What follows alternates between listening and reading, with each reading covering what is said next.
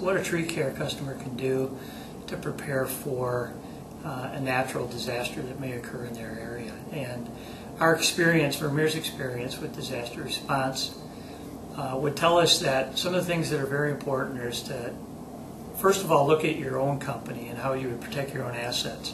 Videotaping those assets, listing them out, putting it in a security deposit box, having a copy available for your insurance company.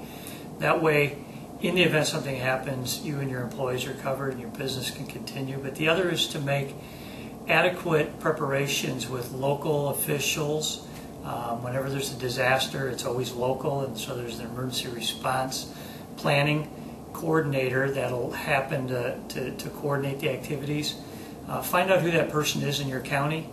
Talk about how you may be able to list your assets and your services so that when there's a disaster, they have the ability to draw from those services without having to go look or search for them.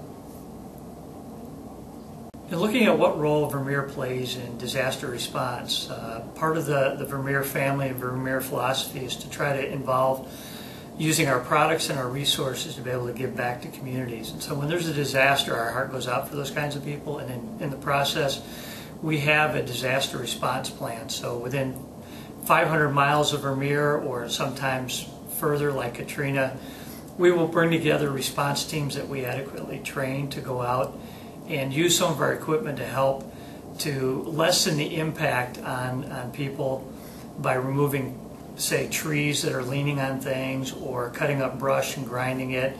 We have an S800, which is a nice little unit that we use for graveling and pulling trees or stumps or concrete to the curb in the event of an emergency. And we try to go out for only a couple of weeks because we don't want to become our customer.